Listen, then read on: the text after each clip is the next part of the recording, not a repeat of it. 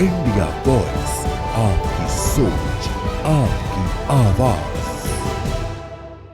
नमस्कार, आपका बहुत स्वागत है इंडिया वॉइस पे। मैं हूं आपके साथ समृद्ध मिश्रा। वक्त हो चला झारखंड के समाचारों का, तो बुलेटिन की शुरुआत करते हैं पहली खबर के साथ। पूर्वी सिंहभूम के घाटशिला उपचुनाव में शांतिपूर्ण और निष्पक्ष मतदान सुनिश्चित करने के लिए 10 केंद्रीय पुलिस बलों की तैनाती की गई है। झारखंड पुलिस भी अपनी पैनी नजर बनाए हुए है। ग्रामीण एसपी ऋषभ गर्ग ने बताया कि राजनीतिक दल अपनी अपनी महत्वाकांक्षाओं को लेकर चुनाव मैदान में है, लेकिन अंततः जनता ही तय करेगी कि उसे किसे वोट देना है। उन्होंने कहा कि अब तक मतदान शांतिपूर्ण और निष्पक्ष रूप से संपन्न हो रहा है। वहीं जिला आयुक्त कर्ण सत्यार्थी ने बताया कि अब तक किसी प्रकार की कोई शिकायत प्राप्त नहीं हुई है और चुनाव प्रक्रिया पूरी तरह से स्मूथ चल रही है। सभी 300 बूथों पर सीसीटीवी कैमरे लगाए गए हैं, जिनकी निगरानी लगातार की जा रही है। आपको बता दें इसी के साथ कि अमूमन ये अनुमान भी लगाया जा रहा है कि इस बार मतदान प्रतिशत पिछले चुनाव के बराबर रहेगा, क्योंकि मतदान केंद्रों पर मतदाताओं की लगातार भीड़ उमड़ रही है।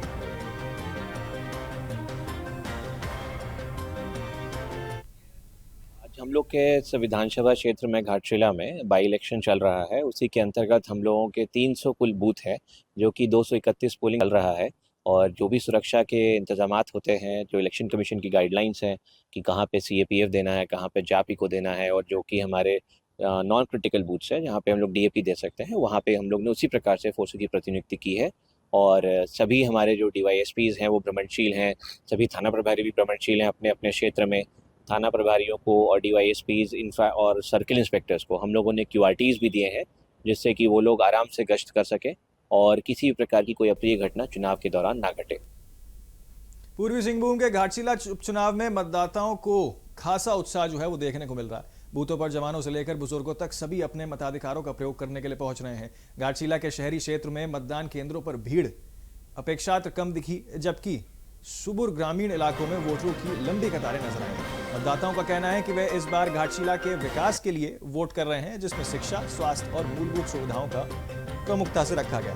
कुछ मतदाताओं ने परिवर्तन के नाम पर भी वोट डालने की बात कही है। पिछली बार घाटशिला विधानसभा में लगभग 75% मतदान हुआ था, जबकि इस बार मतदान की रफ्तार अच्छी है। अनुमान लगाया जा रहा है कि घाटशिला इस बार अपने मतदान प्रतिशत में नया रिकॉर्ड बनाएगा और करीब 70% से अधिक मतदान जो है वो दर्ज किया जा सकता है। घाटशिला उपचुनाव आज वोटिंग का दिन है और लोग जो है वोटिंग करने के लिए बूथ पे पहुंच रहे हैं। आपको अपने पीछे का दृश्य दिखाते हैं कि लोग देखिए अपने अपने बूथ पे आ रहे हैं और वोट डाल रहे हैं। यहाँ पे इस बूथ पे जैसे कि सुरक्षा बलों की भी तैनाती की गई है और कई इलाके में सीसीटीवी कैमरा भी लगाया गया है। लोग अपने लाइन में कतारबद्ध लग रहे हैं और वोट डाल रहे हैं।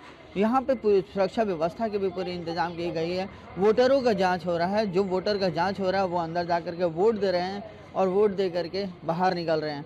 यहाँ पे पूरा सुरक्षा व्यवस्था और लाइन लगा है। लोग यहाँ पे वोट करने के लिए आ रहे हैं। सभी लोग जो है यहाँ पे अपने अपने तरीके से प्रयास कर रहे हैं कि वोट दें और वोट दे करके घर जाएं। लगातार कई बूथों पे देखा गया है कि कई बूथों पे भीड़ भी बहुत ज़्यादा था और कई बूथों पे इक्का दुक्का भीड़ आ रहा है और लगातार वोट डाल रहा है। लेकिन अभी तक जो है 30% के लगभग जो है पोलिंग हो चुका है और लगातार जिला प्रशासन का यह है कि किसी तरह से पोलिंग को बढ़ाया जाए। अभी देखिए मेरे सामने भी देख सकते हैं कि आप जो है वोटर लाइन लगे हैं और अपना अपना पर्ची निकाल रहे हैं और पर्ची निकाल करके वोट देने का प्रयास करेंगे। अंदर भी जाने के लिए रोका जा रहा है, लेकिन जो महिला है, जो पुरुष हैं, जो अंदर जा करके वोट दे रहे हैं, वोट देने आपको कुछ महिलाओं से बात कराएंगे कि जो वोट दे करके निकल रही हैं। मैडम एक मिनट, जो वोट दे करके निकल रही हैं, आप बताइए कि वोट डाली हैं आप अभी? जी। हाँ। हाँ। क्या सोची, किसको वोट दी, कैसे प्रत्याशी को वोट दिया? जिसको पहले से हम सोच के रखे थे उन्हीं को दिए हैं। जो अच्छा देश के लिए भलाई कर रहे हैं उन्हीं को दिए हैं। जो विकास करेगा हम जो विकास करेंगे, तो जो विकास करेगा उसको वोट मैडम ने डाला है। और भी लोगों से बात कराते हैं कि जो वोट कैसे कैसे क्या बाबू वोट डाली हो तुम? हाँ जी, हाँ अभी तो क्या सोच के वोट डाली, क्या होना चाहिए? जो हमारा देश का विकास करेगा उसी को, हमको जो लगा कि हाँ सही से विकास कर पाएंगे तो हम उन्हीं को दिए हैं। क्या घाटशिला में नहीं हो पाया है जो तुमको लगता है कि ये काम नहीं कर? अभी जो ये फैक्ट्री बंद है उनके लिए तो मतलब हमको जो लगता है कि बहुत सारा रोजगार उनको वो अगर ओपन हो जाएगा तो मिल सकता है बहुत जन को, जो अभी बेरोजगारी बढ़ रहा है और बाहर के बहुत कोई है कि यहाँ आकर के रोजगार कर रहा है। तो हम लोग का देश में थोड़ा सा बेरोजगारी मतलब इस एरिया में बढ़ रहा है। तो अगर वो एचसीएल खुल जाएगा तो फिर हो सकता है बहुत जन को रोजगार मिल जाए। तो एक छात्र होने के नाते यहाँ पे शिक्षा को लेकर ये क्या व्यवस्था है? शिक्षा के लिए लेकर के वैसे व्यवस्था है, मगर उतना बढ़िया नहीं हो पा रहा है, क्योंकि अगर उतना होता तो बाहर बच्चे पढ़ने नहीं जाते। यहाँ के बहुत सारे बच्चे बाहर पढ़ने जाते, थोड़ा सा बेहतर कर सकते हैं, कोशिश करना चाहिए। घाटशिला के शिक्षा मंत्री रहे, पूर्व मंत्री रहे रामदास सोरेन, उनका कैसा रहा था काम? वो तो अच्छे ही हैं, जितना उनसे हो सकता है वो तो कर ही रहे हैं। हाँ, करते रहेंगे। एक्सपेक्टेशन है हम लोगों का कि थोड़ा और बेहतर करे, जितना उनसे हो सके, बस वही ठीक है। तो ये नई वोटर थी जो वोट डाल के निकले हैं और ये बता रहे थे जो काम घाटशिला में नहीं हुआ वो हो, ऐसे प्रत्याशी को चुने जो समाज के साथ साथ अपने विधानसभा का विकास कर सके। आपको अपने पीछे का दृश्य दिखाते हैं, देखिए किस तरह से पुलिस तैनात है। किसी भी जो वोटर है सिर्फ वोटर ही अंदर आएंगे, कोई अंदर नहीं आएगा। और वैसे लोगों पर नज़र बना के रखा गया है कि कोई भी शरारती तत्व अंदर ना आए। कैमरा चारों तरफ लगा के रखा गया है और वोटर आ रहे हैं, सुचारू रूप से अपना वोट डाल रहे हैं और वोट डाल करके घर की तरफ जा रहे हैं।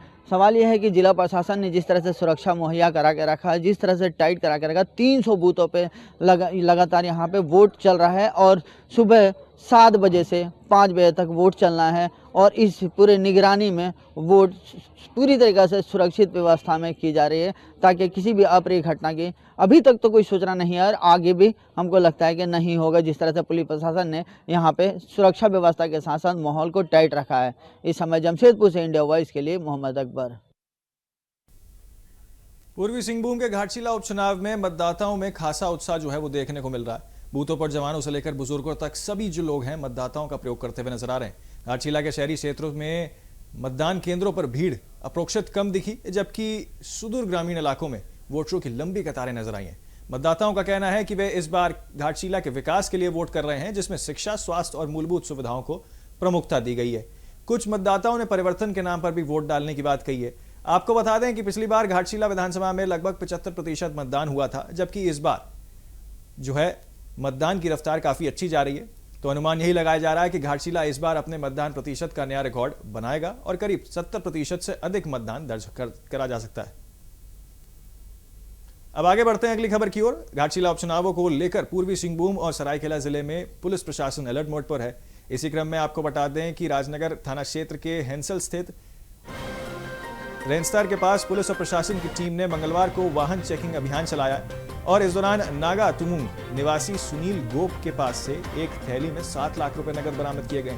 पूछताछ में सुनील गोप ने बताया कि वे SBI राजनगर शाखा में रकम निकालकर जमशेदपुर जा रहा था और यह राशि मजदूरों के भुगतान के लिए है। उसने कहा है कि यह जानकारी नहीं थी कि चुनाव आचार संहिता लागू है और चेकिंग चल रही है। मौके पर मौजूद मजिस्ट्रेट ने बताया कि राशि की वैधता की जांच की जा रही है और यदि दस्तावेज सही पाए गए तो विधिक सख्त कार्रवाई जो है वो की जाएगी। प्रशासन ने सभी सीमावर्ती इलाकों में निगरानी बढ़ा दी।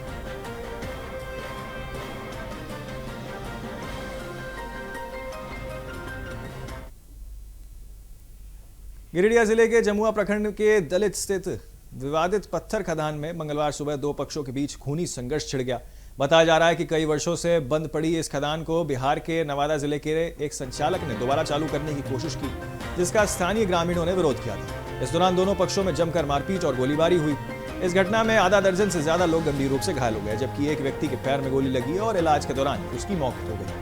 घटना की जानकारी मिलते ही जमुआ थाना पुलिस मौके पर पहुंची और हालत पर काबू पाया। घायलों को प्राथमिक उपचार के बाद गिरिडीह सदर अस्पताल रेफर किया गया।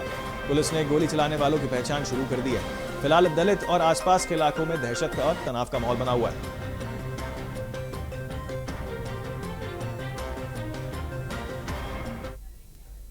तो चलिए फिलहाल जो है एक बहुत छोटे से ब्रेक के लिए रुक रहे हैं। आप कहीं ना जाइए, बने रहिए इंडिया वॉइस के साथ। तो ब्रेक के बाद फिर एक बार आपका स्वागत है। आगे बढ़ते हैं बाकी खबरों की ओर। गोड्डा जिले के महागामा पुलिस को देर रात एक बड़ी सफलता हाथ लगी है, जब गुप्त सूचना के आधार पर गठित टीम ने छापेमारी कर एक शातिर गांजा तस्कर को गिरफ्तार किया है। अनुमंडल पुलिस पदाधिकारी चंद्रशेखर आजाद के नेतृत्व में हुई इस कार्रवाई के दौरान पुलिस को देखकर तस्कर भागने लगा, लेकिन पुलिस टीम ने फिल्मी अंदाज में पीछा करते हुए उसे पकड़ लिया। डीएसपी चंद्रशेखर आजाद ने प्रेस कॉन्फ्रेंस कर पूरे मामले की जानकारी दी और बताया कि गिरफ्तार आरोपी के पास से अवैध गांजा बरामद हुआ है। उन्होंने बताया कि जिले में नशे के कारोबार को किसी भी कीमत पर चलने नहीं दिया जाएगा। जो भी गैर कानूनी गतिविधि में शामिल पाया जाएगा उसके खिलाफ सख्त कार्रवाई कर जेल भेजा जाएगा। पुलिस अब आरोपी के नेटवर्क की भी यहाँ पर जांच कर रही है। 10 नवंबर को पुलिस अधीक्षक महोदय गोड्डा को एक गुप्त सूचना मिली थी कि बसंत राय के तरफ से एक व्यक्ति SP साइन मोटरसाइकिल में, जिसका निबंधन संख्या JS17Z0332 है, वह अवैध गांजा लेकर और करकट्टी मनिया मोड़ होते हुए महागामा जाकर अवैध रूप से खरीद फरोख्त करने वाला है। तो इसी गुप्त सूचना के आधार पर SP सर के निर्देशानुसार मेरे नेतृत्व में एक टीम गठन किया गया था और गठित टीम के द्वारा हम लोग मनिया मोड़ से जो करकट्टी रास्ता जाता है उसमें रेकी कर रहे थे। जब संदिग्ध आता दिखा तो सशस्त्र बल के द्वारा उसको रोकने का प्रयास किया गया। जब सशस्त्र बल को देखा तो वह बाइक घुमाकर भागने का कोशिश किया, जिसे हम लोग के द्वारा उसको रोका गया। और जब उसकी विधिवत तलाशी ली गई तो उसके बाइक में एक प्लास्टिक का थैला लटका हुआ था, उसमें 5 kg गांजा, जो कुल 3 पैकेट था, 2-2 kg का 2 और 1 kg का। डिक्की की तलाशी लेने पर 3 kg का गांजा, 3 पैकेट 1-1 kg का मिला। और जब उसके सीट, जो बाइक में सीट होता है, और सीट का खोलकर तलाशी लिया गया तो एक चाकू मिला। तो उसके द्वारा जो अपना स्वीकारोक्ति बयान में कुछ नाम आया है जहां से ये खरीदा था और जहां ये पहुंचा रहा था, उस संबंध में टीम है सो काम कर रही है। तथा इसके आधार पे जो व्यक्ति अपना नाम बताया वो बबलू शाह, उम्र करीब 50 वर्ष, जो बसंत राय जिला गोड्डा का रहने वाला है, कोरियाना का। ये अपने स्वीकारोक्ति बयान में बताया कि पहले भी ये अवैध गांजा के तस्करी में जेल जा चुका है 2 बार। उसका भी हम लोग रिकॉर्ड ढूंढ रहे हैं और इससे अभी विधिवत रूप से गिरफ्तार कर न्यायिक हिरासत में भेजा जा रहा है। सर, जो 2 बार जेल जाते हैं, कोई ऐसा एक्ट है जिसमें कि तीसरे बार में स्पीड ट्रायल या कुछ अलग केस चलता है, वो भी चलेगा इस पर? चूँकि 8 kg अवैध गांजा का है ये, जो भारी मात्रा में, इसमें हम लोग विधिवत रूप से जो स्पीडी ट्रायल के लिए भी भेजेंगे और साथ में इस पे जो पूरा गैंग है उसका भी हम लोग प्रॉपर रूप से सत्यापन करें। तो चाईबासा में जिला विधिक सेवा प्राधिकारी के तत्वाधान में एक विधिक जागरूकता शिविर का आयोजन किया गया। कार्यक्रम का उद्देश्य आम जनता को उनके विधिक सेवाओं के बारे में जानकारी देना था। इसी के साथ आपको बता दें कि विधिक अधिकारों, सरकारी योजनाओं और न्याय तक पहुंचने के तरीके की जानकारी भी जो है वो इस शिविर में दी गई है। शिविर से पहले एक जागरूकता रैली निकाली गई थी, जिसमें विद्यालय के छात्र छात्राओं, सामाजिक कार्यकर्ताओं और अधिवक्ताओं ने बढ़ चढ़कर हिस्सा लिया। रैली के माध्यम से लोगों को निःशुल्क विधिक सहायता, लोक अदालत, महिला और बाल अधिकार, घरेलू हिंसा और अन्य कानूनी विषयों पर जानकारी दी गई है। इस अवसर पर DLSA के सचिव रवि चौधरी ने कहा कि विधिक जागरूकता समाज के हर वर्ग के लिए जरूरी है, ताकि हर नागरिक अपने अधिकारों को समझ सके और न्याय पाने के लिए आगे आ सके। कार्यक्रम में बड़ी संख्या में लोग उपस्थित रहे।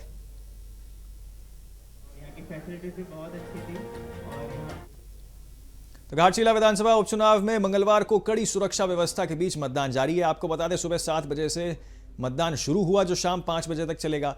जिले के कुल 300 बूथों पर मतदान प्रक्रिया शांतिपूर्ण ढंग से संपन्न हो रही है। आपको बता दें, इस उपचुनाव में कुल 2,56,352 मतदाताओं ने अपने मताधिकारों का प्रयोग किया है, जिसमें से तकरीबन 1,25,114 पुरुष, जबकि 1,31,235 महिलाएं और थर्ड ग्रेड जेंडर मतदान भी इसमें शामिल है। वहीं आपको बता दें, 2,738 दिव्यांग और 372 सर्विस वोटर, एक ओवरसीज इलेक्टोरल और 16,601 युवा मतदान जो है वो मतदाता अपना इसमें वोट डालेंगे। मतदान केंद्रों के वेबकास्टिंग के माध्यम से निगरानी जो है वो की जा रही है। दिव्यांग और वरिष्ठ मतदाताओं के लिए वाहन, रैंप और वॉलंटियर की सुविधा भी उपलब्ध कराई गई है। शांतिपूर्ण मतदान सुनिश्चित करने के लिए सभी मत सीमाओं को सील कर दिया गया है और केंद्र सशस्त्र बल की 10 कंपनियां तैनात की गई हैं। घाटशिला में कुल 13 उम्मीदवार मैदान में हैं, जिसमें भाजपा के बाबूलाल सोरेन और झामुमो के सुमेश सोरेन के बीच सीधी टक्कर मानी जा रही है। बहुत उत्साह है इस क्षेत्र में, लगता है कि परिवर्तन होगा, ऐसा लग रहा है। जनता शांतिप्रिय वोट दे रही है, किसी प्रकार का कोई दिक्कत नहीं है, कोई परेशानी नहीं है। अभी तक तो भीड़ नहीं है, लेकिन भीड़ बढ़ते जा रहा है। मेनली वोट देने का यही मकसद है कि यहाँ पे हॉस्पिटल जो सुविधा है एकदम नील है, जीरो है। लोग आता है, छोटा सा एक स्टिच भी करवाना होता है तो उसके लिए लोग उसको जमशेदपुर शिफ्ट कर देता है। जमशेदपुर ना जा करके यहाँ पे वो अवेलेबल हो, जिससे कि आदमी का जान सुरक्षित हो सके। और स्कूल गिना चुना एक स्कूल है, 2 स्कूल है। तो झारखंड के घाटशिला विधानसभा उपचुनाव में आज सुबह 7 बजे से सभी मतदान केंद्रों पर सस्मय और शांतिपूर्ण तरीके से मतदान प्रक्रिया आरंभ हो गई है। शुरुआती घंटों से ही मतदान अपने मतदान केंद्रों पर पहुंचकर उत्साहपूर्ण अपने मताधिकारों का प्रयोग कर रहे हैं। आपको बता दें कि मतदान की प्रक्रिया पर लगातार नजर बनी हुई है और इसी के चलते मुख्य निर्वाचन पदाधिकारी कार्यालय रांची से भी मतदान केंद्रों की वेब कास्टिंग के माध्यम से मॉनिटरिंग की जा रही है।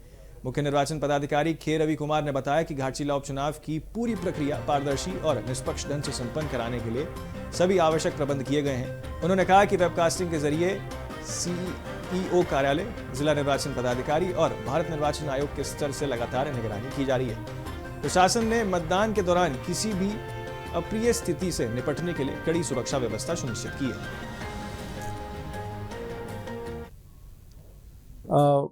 45 घाटशिला बाई इलेक्शन का सभी बूथों पर पोलिंग शुरू हो गया।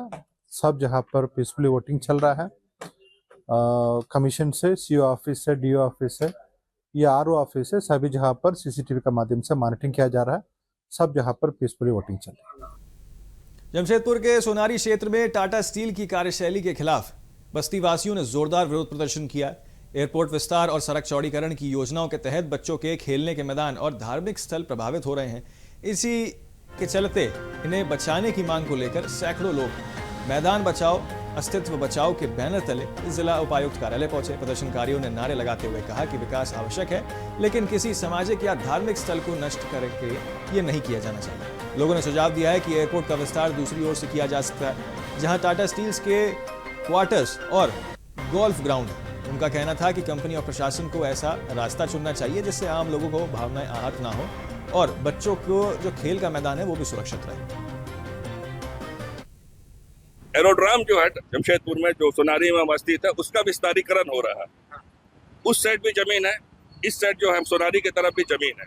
सोनारी की तरफ का जमीन में बस्ती आ रहा है, एक धार्मिक संस्थान आ रहा है और एक खेल का मैदान आ रहा है जो बरसों से लोग वह इस्तेमाल करते आ रहे हैं। अब जो सोनारी वो जो बस्ती अवस्थित है झारखंडियों की, आदिवासियों की, मुराव मुंडा हो संथालों की बस्ती है और ये 1908 में जब टाटा कंपनी का निर्माण हो रहा था वहां से लोग विस्थापित हुए। महुलबेड़ा गांव था और इन लोगों को यहाँ ला करके बसाया गया है।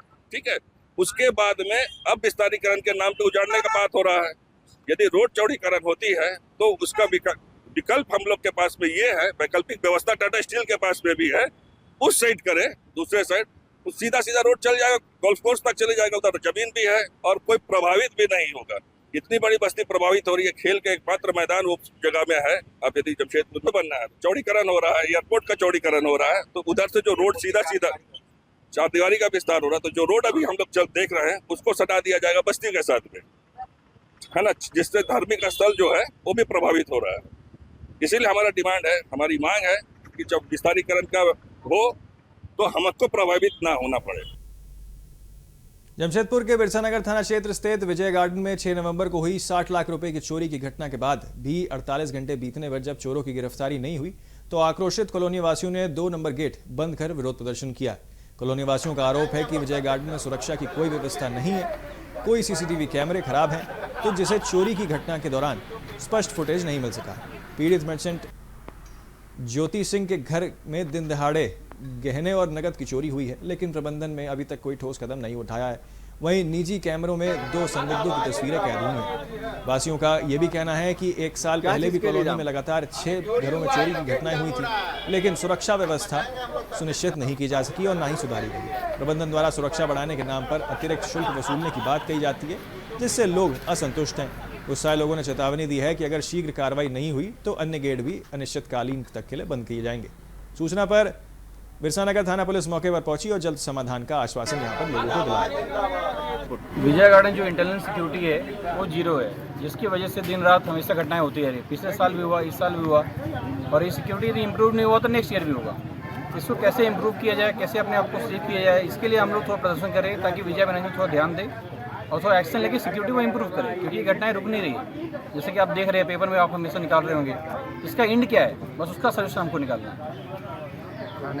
तो अभी जो यहाँ की कमेटी उसके लिए कर रहे हैं, प्रबंधक कर रहे हैं या प्रशासन के लिए कर रहे हैं? हम लोग अपने लेवल पे जो कमेटी मेंबर है, जो लोग हैं, हम लोग अपना कोशिश कर रहे हैं कि कम से कम हमारे तरफ ध्यान आकर्षित किया जाए और हमारी सिक्योरिटी को जो है उसको मजबूत किया जाए। किससे मांग कर रहे हैं? मांग विजय गार्डन मैनेजमेंट से भी कर रहे हैं, तो अपना सिक्योरिटी इंप्रूव है, क्योंकि नहीं प्रशासन से भी मांग, प्रशासन से भी है, अपना थोड़ा एक्टिव रहिए और थोड़ा ध्यान रखिए।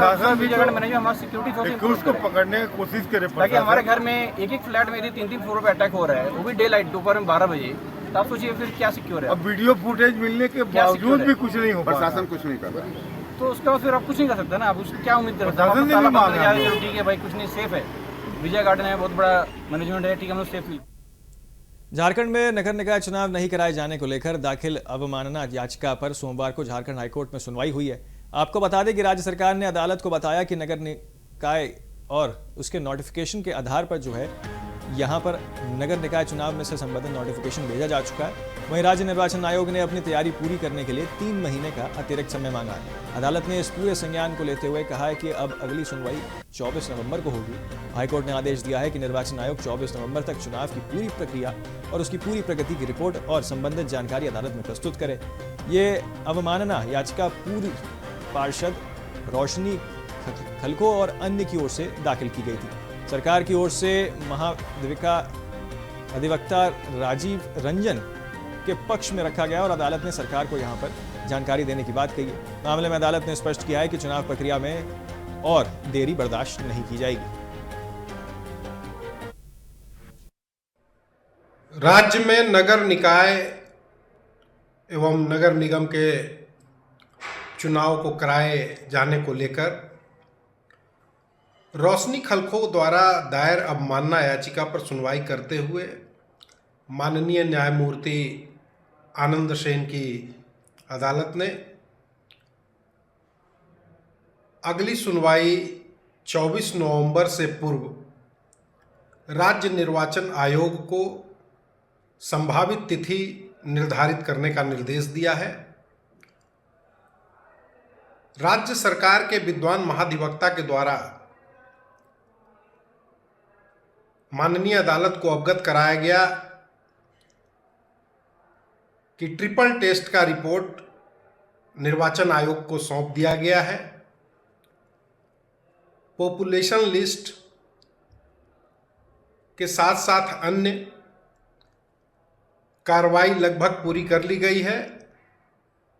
निर्वाचन आयोग के द्वारा 3 माह का समय की मांग की गई, जिसे नकारते हुए माननीय अदालत ने 24 नवंबर से पूर्व संभावित तिथि तय करने का निर्देश दिया और अगली सुनवाई के दौरान चुनाव की संभावित तिथि। खबर जमशेदपुर से है, जहां के सोनारी थाना क्षेत्र के परदेसी पाड़ा में घर के विवाद को लेकर 2 पक्षों में जमकर हंगामा हुआ है। पीड़ित बुजुर्ग महिला ने आरोप लगाया है कि व्यक्ति ने फर्जी तरीके से उसका घर अपनी पत्नी के नाम करवाया और उसके बैंक में रखे 25 लाख रुपए भी निकाल लिए। महिला ने कहा कि वह अनपढ़ है और युवक ने आधार कार्ड में गलती बताकर सारे दस्तावेज फर्जी तरीके से बदलवाए। इसके बाद से वह उन्हें मारपीट और प्रताड़ना कर घर में से निकलने की धमकी दे रही है। महिला के पड़ोसी ने भी मामले की गवाही दी है और कहा है कि महिला को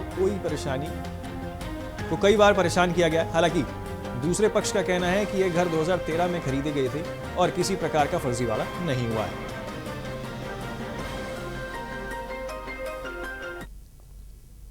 तो फिलहाल के लिए झारखंड के बुलेटिन में मेरे साथ इतना ही, लेकिन बाकी तमाम खबरों के लिए आप बने रहिए इंडिया वॉइस के साथ।